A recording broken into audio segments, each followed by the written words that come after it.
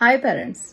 अक्सर पेरेंट्स मुझसे बात करते हैं, कहते हैं मैम हमारे बच्चे को बिहेवियरल इश्यूज हैं। मैम आप इसकी काउंसलिंग कर दीजिए और इसके बिहेवियरल इश्यूज मॉडिफाई हो जाएंगे। यहाँ पे मैं पेरेंट्स से एक जरूरी बात कहना चाहती हूँ। जो बिहेवियर है वो इसलिए बहुत ज्यादा स्कैटर्ड है क्योंकि अटेंशन, कंसंट्रेशन और उसके कुछ और कॉग्निटिव स्किल्स बहुत एक्टिवली वर्क नहीं कर रही। पेरेंट्स को ये समझना होगा कि बिहेवियर कोई एक वर्ड है बट कोई एक एलिमेंट नहीं है कि इसे काउंसलिंग करके मॉडिफाई कर दिया जाएगा। बिहेवियरल मॉडिफिकेशन तब आसान और अच्छे से हो पाता है जब आपके बच्चे का अटेंशन, कंसंट्रेशन, ओरिएंटेशन को हम एक्टिवेट कर लेते हैं। कंसंट्रेशन, अटेंशन और ओरिएंटेशन कुछ ऐसी थेरेप्यूटिक एक्सरसाइजेस और कुछ प्रैक्टिसेस हैं जिससे किया जाता है। उसमें कुछ वर्बल, मोटिवेशनल या कुछ ऐसे लेक्चर्स या प्रीचिंग वे में हम उसे काउंसलिंग करके नहीं कर सकते। ये बात हो रही है स्पेशल नीड्स की। अगर बच्चा ऑटिज्म है, इंटेलेक्चुअल डिसेबिलिटी में है, एडीएचडी है, अक्सर इन सब के बिहेवियर को लेकर पेरेंट्स को बहुत इश्यूज होते हैं। वो चिल्लाता क्यों है, वो भागता क्यों है, वो हाथ क्यों हिलाता है। तो पेरेंट्स को ये समझना होगा कि ये उनके अंदर जो बिहेवियर हो रहा है वो उसकी वजह है उनका कोऑर्डिनेट नहीं होना है। अपनी एनर्जीज को, अपनी इंटेलिजेंसी को, ग्रॉस मोटर की, फाइन मोटर की एनर्जीज को कोऑर्डिनेट नहीं कर पा रहे। तो कोऑर्डिनेट करने के लिए मैं सारे पेरेंट्स को जो होम प्लान देती हूँ रेगुलर, उसको 3 to 4 मंथ, 6 मंथ रिवाइज करते हैं, उनको बताना चाहती हूँ कि अगर आप अपने बच्चे के कोऑर्डिनेशन पे वर्क करते हैं, 3 चीजें, सिर्फ 3 एलिमेंट्स जो कि आपके बच्चे को कोऑर्डिनेशन पे हेल्प करेंगे। आपको जरूरत ही नहीं है थेरेपी सेंटर में जाकर वो बार्स लगाकर उसके ऊपर बच्चे को क्लिम करवाएं। आप एक टायर लगा दें, उसमें बच्चे को स्विंग करवाएं। एक कोई हैंगिंग 2 चीजें करा दें, उसमें बच्चे को हैंग करवाएं। कोई जरूरत नहीं है। ये सब कुछ पार्क में एक्टिविटीज में हो जाता है। अगर आप रेगुलर अपने बच्चे को पार्क लेके जाते हैं, लेकिन वो 3 चीजें क्या है वो समझ लीजिए। 1, साइकिलिंग। आपका बच्चा पैडल मार पाता है, नहीं मार पाता है, सिर्फ बैठता है, रोता है, चिल्लाता है, बट आपको 20 to 30 मिनट उसे साइकिल का एक्सपोजर देना है। इनसाइड, आउटसाइड दोनों।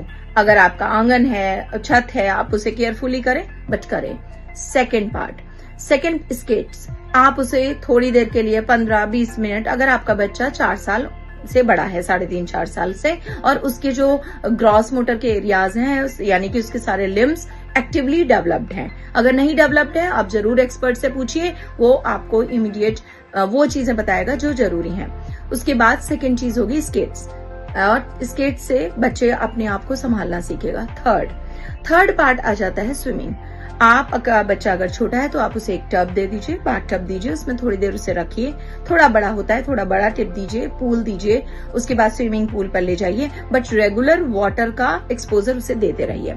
ये एक नादानी बिल्कुल मत करिए कि आपका बच्चा थेरेपी सेंटर में बहुत सारे ब्लॉक लगा के, रंग बिरंगे गद्दों में उछल कूद करके, बॉल के टब में डूबकर, बॉल से बाहर निकल के आपका बच्चा एडीएचडी ठीक हो जाएगा, एएसडी ठीक हो जाएगा, ऑटिज्म चला जाएगा। अगर बच्चा बोलता नहीं है तो बोल जाएगा, कोऑर्डिनेट हो जाएगा। एज एक लंबे एक्सपीरियंस और पेरेंट्स, बच्चा, एक सब को जब मैं बहुत एंगल से बहुत क्लोजली ऑब्जर्व करती हूँ तो हमें ये जरूर समझना पड़ेगा, स्पेशली पेरेंट्स को, स्पेशली थेरेपी सेंटर्स को, स्पेशली नॉन प्रोफेशनल्स को, डिप्लोमा होल्डर्स को, स्पेशल एजुकेटर्स को, कि प्लीज पेरेंट्स को मिसगाइड करना हमें रोकना होगा। और उससे पहले पेरेंट्स को मिसगाइड होना बोलना रोकना होगा। बच्चा कब बोलेगा, बच्चे की स्पीच कब आएगी, लैंग्वेज कब आएगी, जब कंसंट्रेशन बिल्डअप होगा, अटेंशन बिल्डअप होगा। अगर बच्चा सुनेगा नहीं, समझेगा नहीं, ठहरेगा नहीं, रुकेगा नहीं, बैठेगा नहीं, आपका बच्चा नहीं बोलेगा।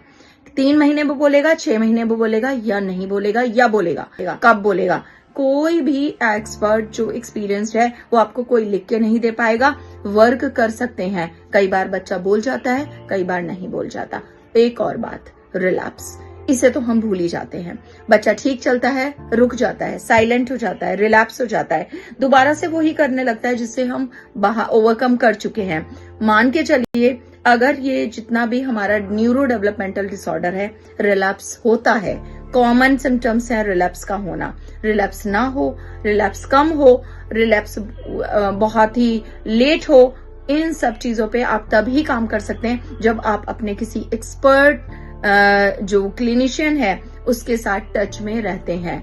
मात्र किसी भी व्यक्ति का डॉक्टर होना या किसी एक व्यक्ति का थेरेपी सेंटर चलाना ये बिल्कुल इंडिकेट नहीं करता कि वो एक्सपर्ट है और उस विषय का एक्सपर्ट है जिस विषय से संबंध ऑटिज्म का है, ADHD का है, ऑटिज्म स्पेक्ट्रम डिसऑर्डर का है, स्पीच और डेवलपमेंटल डिले का है, लैंग्वेज डिले का है या हाइपर एक्टिव बिहेवियर का है। ये सभी चीजें developmental paediatrician, clinical psychologist, rehabilitation psychologist जो क्लियरली असेसमेंट करते हैं, रेगुलरली असेसमेंट करते हैं और सही असेसमेंट करते हैं, क्योंकि हमारे पास बहुत सारी ऐसे भी इंफॉर्मेशन आती हैं जो कि मेल प्रैक्टिसेस में है। बच्चा 5 साल का था, असेसमेंट कुछ और किया गया है और उसके बाद एक रिपोर्ट भी नहीं दी जाती पेरेंट्स को। तो प्लीज सभी पेरेंट्स को बचना होगा इस मेल प्रैक्टिस से और अपने बच्चे के लिए वो करिए जिससे आपके बच्चे को सही दिशा मिले, आपको सही दिशा मिले और हम इस कम्युनिटी में पेनिट्रेट कर पाए कि बच्चे के लिए जरूरी क्या है। Thank you so much. इसी तरीके से और भी इंफॉर्मेटिव वीडियोस के साथ आप तक कनेक्ट होते रहेंगे। हमसे जुड़े रहिए और हमारे बताए हुए चीजों को समझने की कोशिश करिए। हो सके तो उसे फॉलो करिए, थोड़ा सा तो जरूर फॉलो करिए। Thank you so much.